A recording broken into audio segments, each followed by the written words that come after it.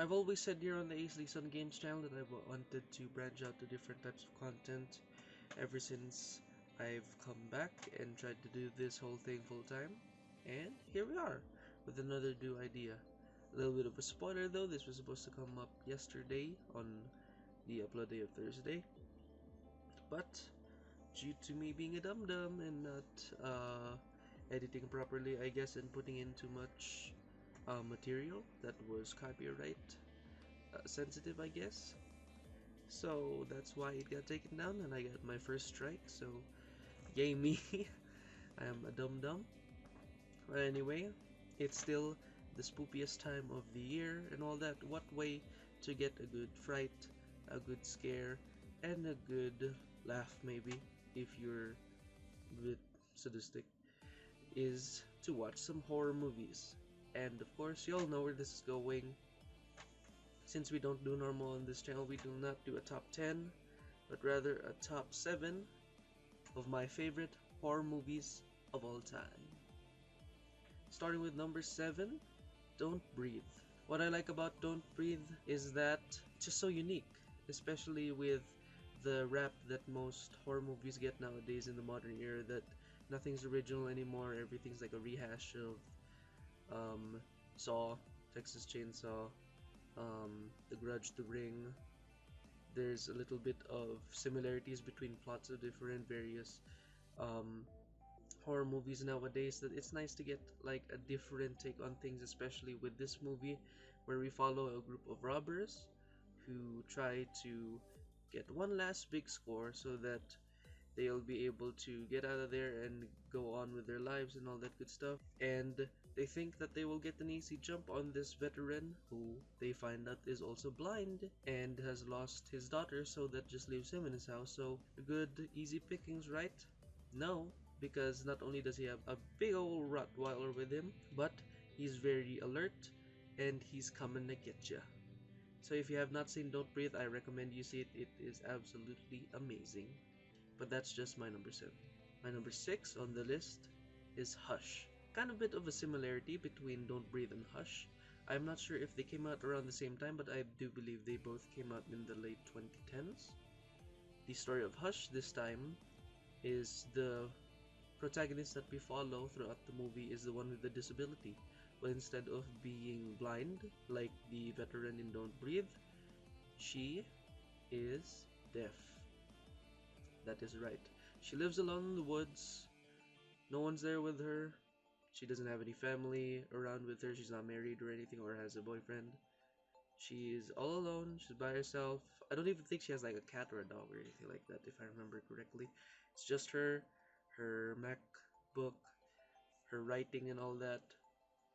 And she gets the occasional friend that comes over from time to time, but they don't stay the night. And of course, she becomes easily targeted by a killer, and she's not able to do the normal things that most horror victims would be able to do, like run and scream for help and all that stuff, because she is deaf. So she's not able to call for help immediately, so she will be trying to survive the night with a killer coming for her who she can't even hear. But because of whenever you lose like one of your senses, every other sense of yours gets enhanced, so she has a better sense of her surroundings and her depth perception, so she's able to tell if he is coming or not, and she is ready to take down this guy. Lovely movie as well, you should go check it out. Number 5 just actually came out this year. #Alive, a Korean horror movie, which is amazing. I know what you're all thinking. If you're thinking of a good Korean horror movie, you'd say Train to Busan. But to be honest, I haven't seen Train to Busan yet. And honestly, if I were to see Train to Busan, I think I would still prefer Alive over Train to Busan. We follow a gamer guy who lives in an apartment complex. It's normal as usual. You just log on and go play some games with your friends before you go and have a nice old lazy day because you're not going to class and whatever.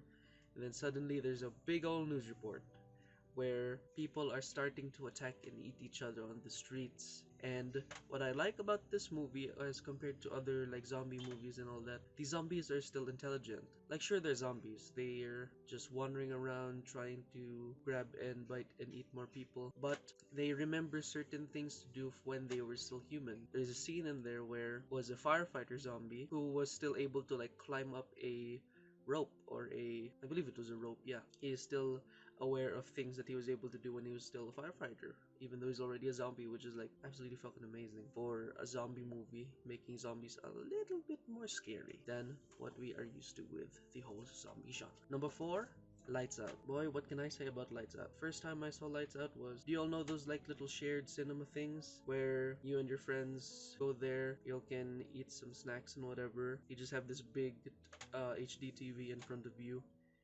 and then you can just watch whatever movie you want. It's usually horror, and that was my first exposure to Lights Out. I think I remember that when it was still in theaters, I really wanted to see it in theaters, but I was able to catch it on the, I guess, smaller theater, I guess, the local theater, and I absolutely loved Lights Out at the time. Just so, I used to have a fear of the dark, not as much anymore, because I kind of like the dark now, but I still have that little bit of uneasiness whenever things get way too dark, especially if there's like a power outage or something like that. The thought of there being this like entity that comes after you and that you can only see her when it's pitch black and stuff. It's crazy. Absolutely love it. Also, I love it because of the mention and the Easter egg signs and whatever of Avenged Sevenfold, because I love Avenged Sevenfold. So a little bit of a bias right there. Moving on to the top 3. The bottom of that is the Grudge movies. In particular, the American ones. I will not count the 2021, although I do like the 2021. Lots of people didn't like it. But I will count the original ones from the early 2000s that were based on the original that was made in Japan, of course. If you're not aware of The Grudge, Ju-on the Grudge is the full name of it. It follows a curse that where if someone was killed in, I think, cold blood or something like that, the spirit becomes vengeful and will try to latch itself onto anyone and try to get them out of their minds so that they would either kill themselves or they would be tormented enough to the point that they would be killed by the Grudge. And as a child, that just scared the shit out of me, man. The noise, just hearing that, it just gives me chills every time. Not from me, of course, because I can make the noise, but whenever I hear it from the movies, I just the little piece of me still clinging from my childhood that was like so fucking scared because of that noise and because of that woman entity just crawling to you. That is amazing. I love those movies. Number 2, the middle of our top 3, the Texas Chainsaw movies. I absolutely love the Texas Chainsaw movies. There is not one that I dislike, even though lots of people hate the most recent one, the 3D one. I really love that one. I think people really like the 2006 one, I'm not sure. Of course, people look more fondly upon the original from 74, I think, or 72, around that time. If you're not aware what Texas Chainsaw is, the full name is Texas Chainsaw Massacre. Alleged at the time it was based on a true story. Of course, it's not really based on a true story, it's loosely based on Ed Gein. But of course, Ed Gein didn't go around chainsaw hacking people and all that good stuff and had a demented family with him, because if you know the story of Ed Gein, after his mom died and he was all alone, I don't think that's when he started, but I think, yeah, he started to become like this guy who made furniture out of people and made masks out of faces and whatnot. So that's where the Leatherface aspect comes in. I absolutely love the villain in the movie, Leatherface. Leatherface is just a great horror movie icon. If you ask me what my favorite horror movie representations would be, it would be The Grudge, it would be Leatherface, and it would be my number 1. We'll get to that in a bit. I absolutely love Texas Chainsaw Massacre. It will always hold a special place in my heart because of how wonderful it is. Even the original movie holds up very well up until now, actually. And even the 3D one, I really like the 3D, where it gave like a little bit of a bit more character to Leatherface and not just the guy who just saw people up and mounts them on hooks and whatnot. So they gave a bit more character to him, maybe a little bit of likability, I guess, to him, and all that good stuff. So if you have not, like with every other movie that I've mentioned, if you've not seen any Texas Chainsaw movies, please go watch. And For my top 1 on my list of top 7 favorite horror movies of all time, can you guess what it is? Do you want to play a little game to guess what it is? It is the Saw franchise. I absolutely love the Saw franchise. The first movie is absolutely great. All the sequels I love, even though once again, most people do not like the movies after the third movie. I absolutely love all of them. All the traps, the creativity, the messed up way to like get you to learn these types of lessons in morality and whatnot. It's great. I absolutely love the Saw movies. And I also love that they made video games of them. So there's also that. If you've never seen a Saw movie, I recommend that you go in order. There's no specific order that you should watch them in, like Star Wars and all that.